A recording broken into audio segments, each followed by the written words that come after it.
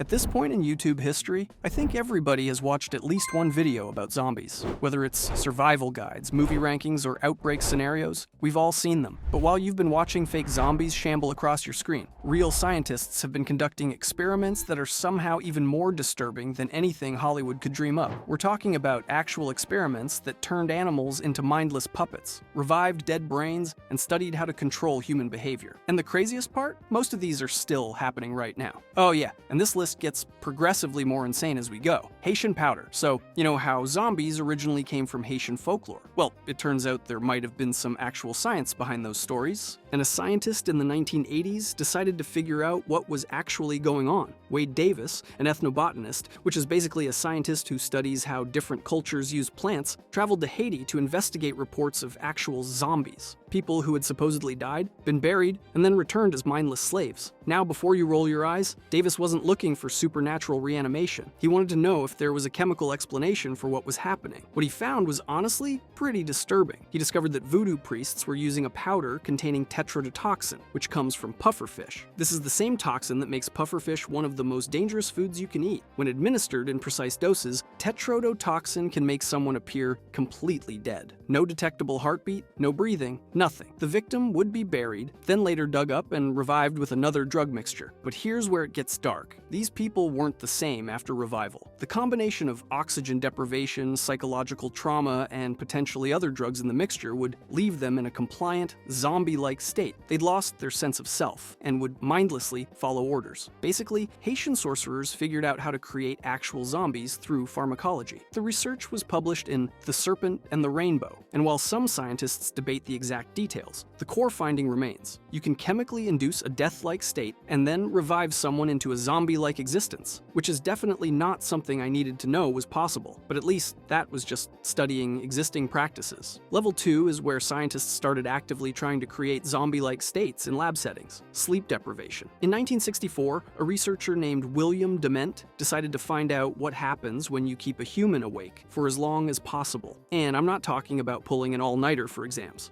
I'm talking about keeping someone awake for 11 straight days while carefully monitoring what happens to their brain. The test subject was a high school student named Randy Gardner. With parental permission, apparently people had different ideas about child safety in the 60s. For 264 hours, Randy stayed awake under medical supervision, and watching his decline is basically watching someone turn into a zombie in real time. By day 4, Randy started experiencing paranoia and hallucinations. He became convinced he was a famous football player. He smelled odors that didn't exist. He started believing random people were conspiring against him. By the end, he could barely form coherent thoughts, and his body was moving on pure autopilot. Essentially, extreme sleep deprivation turns you into a walking corpse. You're technically alive and moving, but your higher brain functions are shutting down one by one. Your body becomes a shambling shell operating on primitive instincts, while your consciousness slowly disintegrates. The scary part? Randy recovered with no permanent damage after sleeping it off. But the research proved that you can reliably induce zombie-like symptoms in humans just by preventing sleep. Every horror movie that shows exhausted survivors slowly losing their minds, that's scientifically accurate. And if you think that's bad, wait until you hear about the next one where the government decided to figure out how to create controllable human zombies on purpose. MK Ultra. From 1953 to 1973, the CIA ran a program called MK Ultra with one goal: figure out how to control human minds and create programmable people. Basically, they wanted to create real-life zombies that would follow orders without question. Over 150 sub-projects were conducted on unwitting subjects. And when I say unwitting, I mean the CIA literally dosed random people with LSD without their knowledge or consent. They'd spike drinks at parties, dosing civilians and observing what happened. They tested sensory deprivation, hypnosis, and various drug combinations to see if they could break down someone's personality and rebuild it however they wanted. The goal was creating Amish Manchurian candidates, people who could be programmed to carry out assassinations or espionage without even remembering they did it. Literal sleeper agents with no free will. The documents describe experiments where subjects were kept in isolation, given massive doses of hallucinogens, subjected to repetitive audio messages, and basically tortured until their sense of self disappeared. One researcher, Dr. Donald Ewan Cameron, pioneered psychic driving, where he'd put patients in drug-induced comas for weeks while playing taped messages on loop. The idea was to erase their existing personality and implant a new one. And before you ask, no, it didn't work perfectly, but it did succeed in destroying people's minds and leaving them as compliant, confused shells of their former selves. The program was exposed in 1975, but most of the documentation was destroyed. We only know about it because a few boxes of records survived. The ethical violations were so severe that it led to major reforms, but it proved that with enough pharmaceutical and psychological torture, you can turn a human being into something resembling a programmable zombie. At least those experiments eventually stopped. But the next entry is about experiments that are still happening right now with parasites that literally hijack their hosts' brains. Toxoplasma gondii. There's a parasite living inside approximately 1/3 of all humans on Earth right now. It's called Toxoplasma gondii, and it's been scientifically proven to alter behavior in a way that benefits the parasite. Let that sink in. A huge chunk of humanity is currently infected with a brain parasite that changes how we act. Here's how it works. Toxoplasma needs to reproduce inside cats, but it spreads through rats and other animals. So evolution gave it a horrifying solution. When it infects a rat's brain, it makes the rat lose its fear of cats. In fact, infected rats become attracted to cat urine. The parasite literally rewires the rat's brain to make it suicidal, ensuring it gets eaten by a cat so the parasite can complete its life cycle. Scientists have been studying this for decades, and the experiments are genuinely disturbing. Infected rats will walk right up to cats that would normally terrify them. They lose basic survival instincts. The parasite has evolved to target specific fear circuits in the brain and shut them down. It's real-life zombie behavior. The rat is still alive and moving, but it's being controlled by something else. And here's the part that should terrify you. Studies show that humans infected with Toxoplasma also show behavioral changes. Infected people are more likely to take risks, get into car accidents, and develop certain mental health conditions. Some researchers think it might influence aggression and impulse control. We're literally walking around with parasites that may be subtly influencing our decisions. Multiple universities are actively researching this right now, trying to understand exactly how much control the parasite has over human behavior. The emerging consensus is that yes, it does affect us. We just don't know the full extent yet. You could be infected right now, especially if you own cats or eat undercooked meat, and a microscopic organism could be tweaking your decision-making in ways you'll never notice. But at least Toxoplasma is subtle about it. The next experiments involve parasites that take complete control of their hosts in ways that are pure nightmare fuel. Zombie ant. Remember that fungus from The Last of Us? Yeah, that's real. It's called Ophiocordyceps unilateralis. And right now scientists are studying exactly how it turns ants into literal zombies. Here's what happens. A fungal spore infects an ant. The fungus grows through the ant's body, and then does something that should be impossible. It takes complete control of the ant's behavior. The infected ant leaves its colony, climbs to an optimal height and location, clamps its jaws onto a leaf in a death grip, and holds that position until it dies. Then the fungus sprouts through the ant's head and releases more spores to infect other ants. Current research using microscopy shows that the fungus doesn't even infect the ant's brain directly. Instead, it forms a network around the brain and controls the ant like a puppet by secreting chemicals that manipulate neural activity. The ant is still alive and aware while a fungus pilots its body like a meat suit. That's legitimately more horrifying than any zombie movie. And it's not just ants. Scientists are studying multiple parasites that do similar things. Leucochloridium paradoxum infects snails and makes their eye stalks swell into colorful, pulsating targets that look exactly like caterpillars. Birds eat the infected eye stalks, spreading the parasite. The snail is compelled to expose itself in bright light where it's most visible, even though this guarantees it gets eaten. Horsehair worms infect crickets, grow inside them, and then drive the cricket to jump into water where it drowns. Because the worm needs water to emerge and reproduce. Infected crickets will literally seek out water and commit suicide just so the parasite can continue its life cycle. There's even a wasp that injects venom into a cockroach's brain with surgical precision, disabling its escape reflex while leaving it fully capable of walking. The cockroach becomes docile, and the wasp leads it by the antenna back to its burrow like a zombie on a leash, then lays eggs inside it. The cockroach just stands there while it gets turned into a living incubator. All of these are being actively studied right now to understand the mechanisms of behavioral control. Scientists are are literally mapping out how to create zombies at the neurological level. And while they're studying insects, the underlying principles of hijacking a nervous system apply across species. But studying how parasites create zombies is one thing. Actually bringing dead tissue back to life crosses into a whole different level of mad science: brain revival. In 2019, Yale University scientists did something that should be impossible. They took brains from pigs that had been dead for 4 hours, hooked them up to a system called BrainX that pumped synthetic blood through them and restored cellular function. Let me be clear about what that means. These brains were dead. The pigs had been slaughtered. Their brains had been sitting around with no oxygen for 4 hours, long past the point where brain death is considered irreversible. And then Yale scientists brought cellular activity back. The experiment showed that billions of brain cells could be revived hours after death. The cells started consuming oxygen, producing carbon dioxide, and showing metabolic activity. Some neurons even fired electrical signals. The researchers emphasized that there was no consciousness and no brain-wide electrical activity, but the cellular machinery was functioning again in dead tissue. Think about the implications. The line between life and death just got a lot blurrier. The research was done to help develop treatments for stroke and brain injuries, but it raises massive ethical questions. At what point is a brain considered dead if it can be partially revived? Could consciousness be restored? How long after death does the window stay open? The scientists actually had to include ethical safeguards in case the brains showed signs of consciousness, including anesthesia ready to use if they detected awareness. Because imagine waking up as a disembodied brain. That's not just zombie territory, that's a whole new level of existential horror. And they're continuing this research. Multiple teams are working on pushing the boundaries of how much brain function can be restored and how long after death revival remains possible. We're potentially a few breakthroughs away from actually bringing back the dead, at least partially. But you know what's even scarier than reviving dead brains? Reviving things that have been frozen for thousands of years. Ancient viruses. From 2014 to 2023, scientists have been deliberately reviving ancient viruses that have been frozen in permafrost for tens of thousands of years. And before you ask, why the hell would they do that? They're trying to get ahead of a potential apocalypse scenario. Climate change is thawing permafrost across the Arctic. This isn't just frozen dirt. It's a time capsule containing perfectly preserved microorganisms that have been on ice since the last ice age. Some of these viruses are 500 years old. No human immune system has ever encountered them. And as the permafrost melts, they're being released back into the environment. So teams led by researchers like Jean-Michel Claverie have been collecting permafrost samples and deliberately reviving these ancient viruses in the lab under controlled conditions. They've successfully revived multiple species, including some that can still infect living cells after sitting in ice for longer than human civilization has existed. The goal is to identify potential threats before they emerge naturally. But think about the setup here. Scientists are intentionally bringing back extinct pathogens from a frozen graveyard of ancient diseases. One containment failure, and you've released something that no modern immune system is prepared to fight. And this isn't hypothetical doomsday thinking. In 2016, a thawing reindeer corpse in Siberia released anthrax spores that had been frozen for 75 years. It killed a child and hospitalized dozens. That's just anthrax, which we understand and have treatments for. We have no idea what else is up there in the permafrost, waiting to thaw. The research papers discuss this as necessary threat assessment, but it's literally the plot of every pandemic horror story. Ancient plague released from ice, no immunity in modern populations, rapid global spread, except this time it's real scientists doing it on purpose while the Arctic melts around them. The truly terrifying part? They keep finding new viruses, and they're all different from anything in modern databases. Each one is a complete unknown, and with climate change accelerating, the permafrost isn't waiting for scientists to catalog everything. It's melting faster than they can study what's inside. If you enjoyed this video and want to see the 7 levels of zombie movies, click the video on the screen. Sweet dreams.